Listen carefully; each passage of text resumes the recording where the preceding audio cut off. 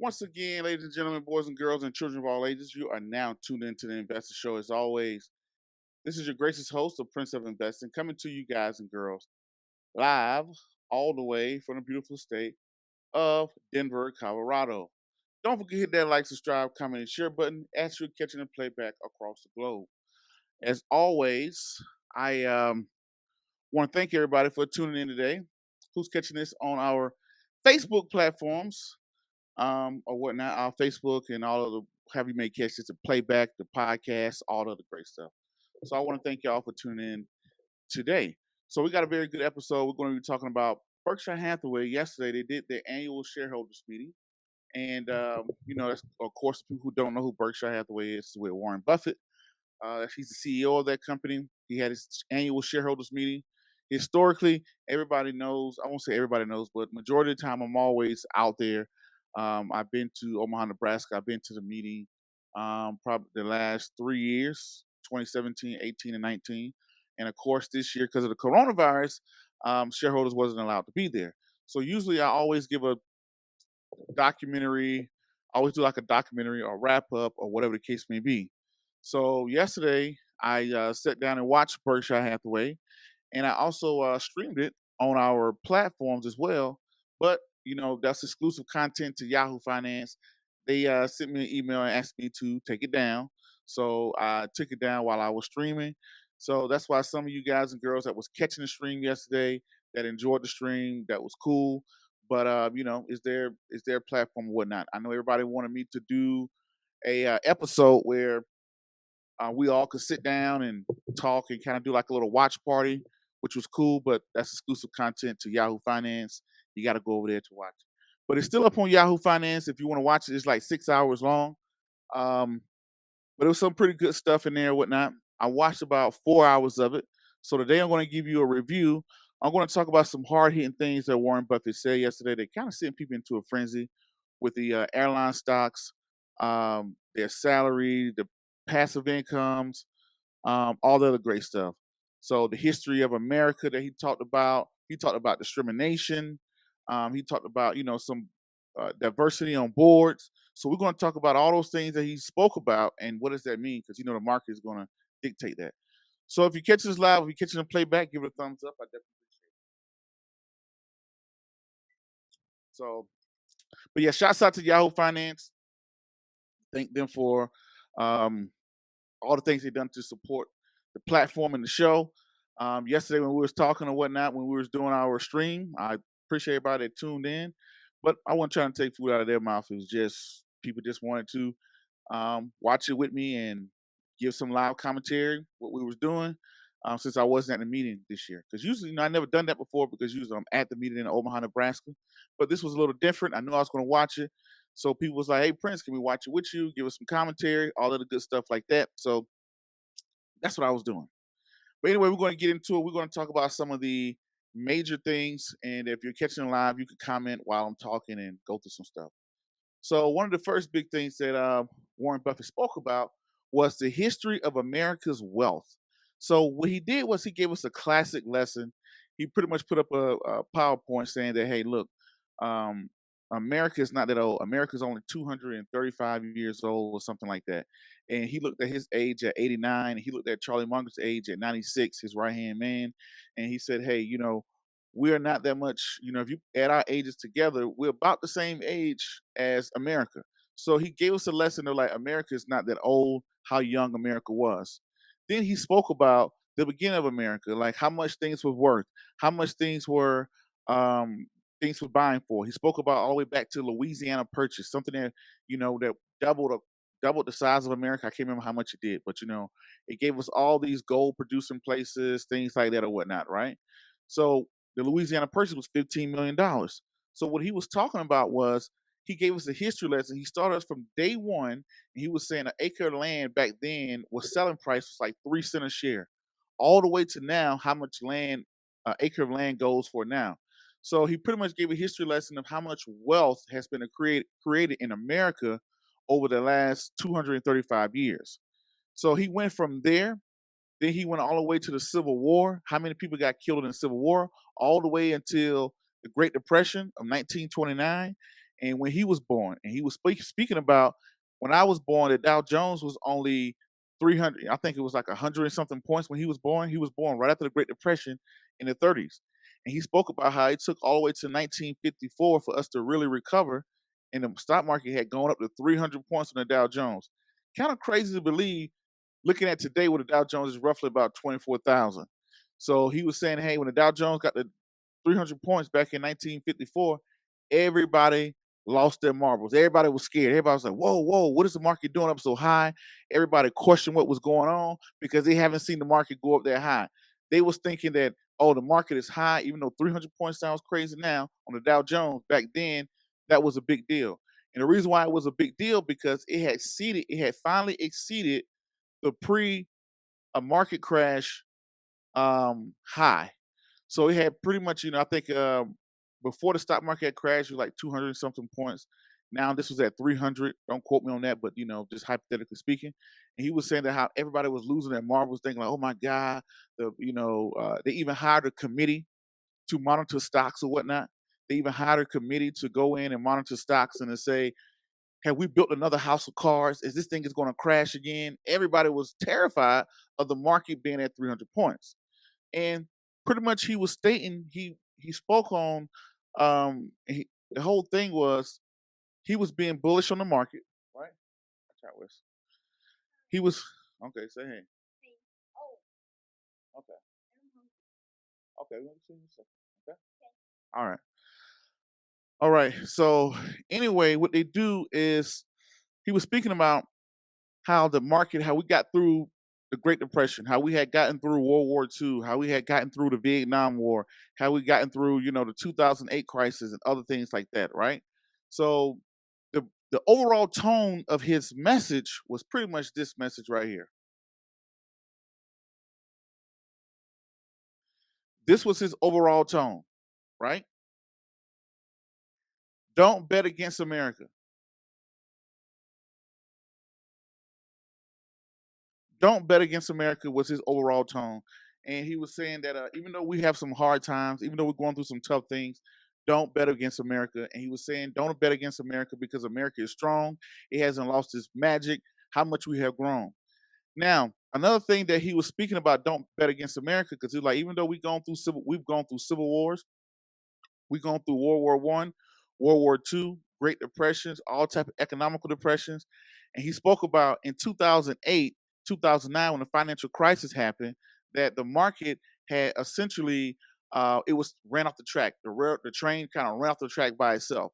But he was speaking that now in 2020, we took the train off the track, meaning that the government shut things down. People had to stop flying. People can't go to work. People can't go to restaurants. We essentially took our own economy off the track versus usually the economy usually runs itself off of the track, if that makes sense.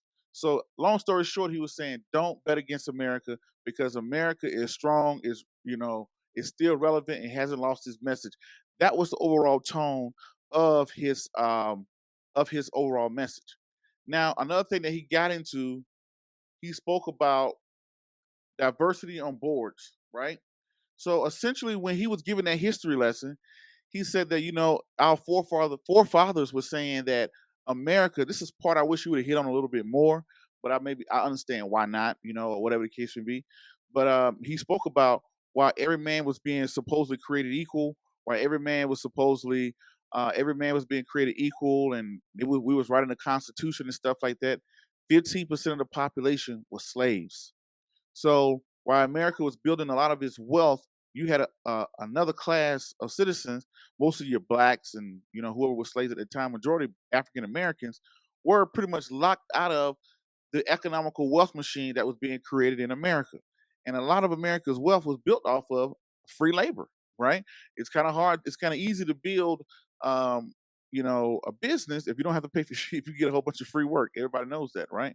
But the thing about it was, he spoke about that. He's speaking about in 2020 that he was challenging his boards to. He wanted to see more diversity. He wanted to see more women. He wanted to see more people of diverse backgrounds, as he said. And when he spoke about women, he was speaking about women too. Women, how they didn't have the right to vote. Didn't have the right to vote. Women didn't have the right to, participate in the economical machine either. It took over 100 years, 60 something years, for a woman to be a voted a port on the Supreme Court justice. Now, when he spoke about diversity, he said that, hey, we were in a time where we were hypocrites, where the forefathers were saying every man was created equal, even though 15% were slaves, women didn't have equal rights, things like that or whatnot. And he believed that in 2020 that we have a better society and a better economy now than we did back in 2015. Not in 2015, but in the old days. So that he says, hey, now that I feel that we're even a stronger society, I even feel more bullish on the market. That was his whole thing. So shout out to him. Me being an African American, I definitely appreciate him for acknowledging. Because think about it, right? I'm a black man, but I may not relate to a Latino struggle or Asian struggle or another minority struggle because I didn't live it. I'm 35 years old, so I've been black my whole life that I know of. And it was great that he kind of spoke about that and said, hey, guess while we were building the economy, building the world, becoming the wealthiest economy, people was getting super rich off of the stock market and things like that. You still had an underline of people that wasn't even allowed to participate, right? So that was one of the things that he was thinking about. So another thing I wanted to bring up was he spoke about bank stocks. A lot of you guys and girls may know Warren Buffett is he's the largest shareholder in Wells Fargo, Bank of America, the M&T Bank. So he did very well on those. So he holds a lot of banks. There's a bunch of other ones in there, but I know the outstanding ones was Bank of America, Wells Fargo, and he pretty much held his bank stocks. He spoke pretty well of bank stocks. He's not unloading on his bank stocks, so that kind of was a good thing. I didn't get a sentiment that he would sell. Now, when everybody asked him what got everybody going crazy for the weekend was the airline stocks. When he spoke about the airline stocks, now everybody knows that, not everybody knows, but Buffett is the largest shareholder in Southwest Airlines, the top four airline companies. He owns 10%. He owns Southwest Airlines, he owns Delta Airlines, he owns the United and American. I definitely know it's Delta and Southwest, right? So he owned 10% in the top four airlines in America, right? And essentially what happened was beginning of April, he sold some, but he didn't sell all. He sold some of the stocks, right? And when he sold some of them, he turned around and then yesterday he dropped a bombshell and said, yeah, I know I sold some earlier this month, but we're unloading on all of them. We're dumping all of our airline stocks. And everybody was like, whoa, all of them? Everybody? Yes.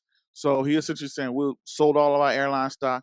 That's going to cost a massive, well, first of all, that's $8 billion that's going to leave those stocks. Plus, that's also going to get other investors worried. So I can see troubling times coming in the airline industry due to Warren Buffett yesterday announcing that they are relinquishing their shares of stocks and airlines for a loss. And his reason, he said, was, hey, these companies, they go out and borrow money. These companies have issued warrants to the government. These are things they're going to have to pay back in the future. So he didn't fit, I'm here to make money and I don't want my money going somewhere else. Essentially what he was saying. I'm here to make money and the profits are going to be going to another company or whatever the case may be. So he was done with airline stocks. He did, and he sold them for a loss. So, and that was pretty big, right? Now this goes back into everybody always asking him what to invest in, what he would do, things like that. He spoke about passive investing. He's still a big believer in passive investing into a cross fund, index fund, or whatnot, like the S&P 500. He's still an S&P 500 person. He's big into it. He think the average person should just invest into it and forget about it. So that was his big investment tip. Get an index fund, forget about it. You'll do well because America is strong, and that's always been his philosophy: is betting on America, not against America. And he said America hasn't lost their value. They haven't lost their magic. It's something about America that we get through things, we figure things out, things shift, all the other stuff like that or whatnot. So that was a good part. Now we're going to go to, he spoke about what else we had on here on our docket. His cash pile, right? Let me put this on here. I don't want to scroll to the bottom. He spoke about his cash pile. As we all know, yesterday it was announced that he had $137 billion in his quarterly earnings.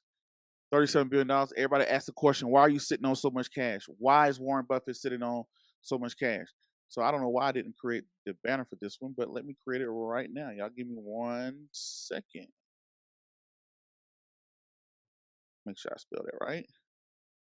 So we're going to be talking about his cash pile, right? Why does Warren Buffett have 135 billion sitting in cash, right? Why does he have 135 billion sitting in cash and not investing?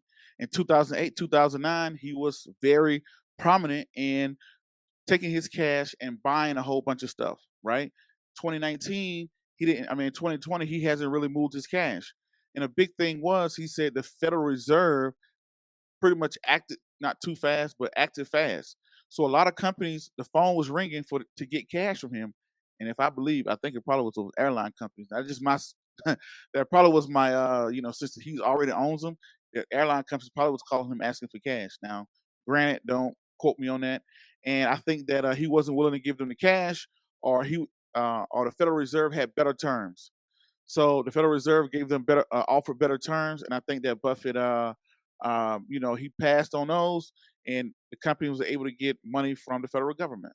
So everybody heard of the PPP, the Payment Protection Plan, all these grants the government gave out, the $2.3 trillion stimulus plan, the $500 billion small business plan. So the Department of Treasury, Stephen Mnuchin, has been writing that check like no other. So he wrote that check big time when he sat back and did that. So that's why he has a big cash pile. He says nothing has become attractive, and the federal government, people have been able to run to the federal government and get money at a better rate than he's willing to offer. So that's why he's sitting on cash, because a lot of companies are not coming to him because they can get it from the federal government free, right? So that's why he's sitting on cash. He haven't seen an investment that he would really like, right? Now, another thing was I wanted to bring up his 2020 read list.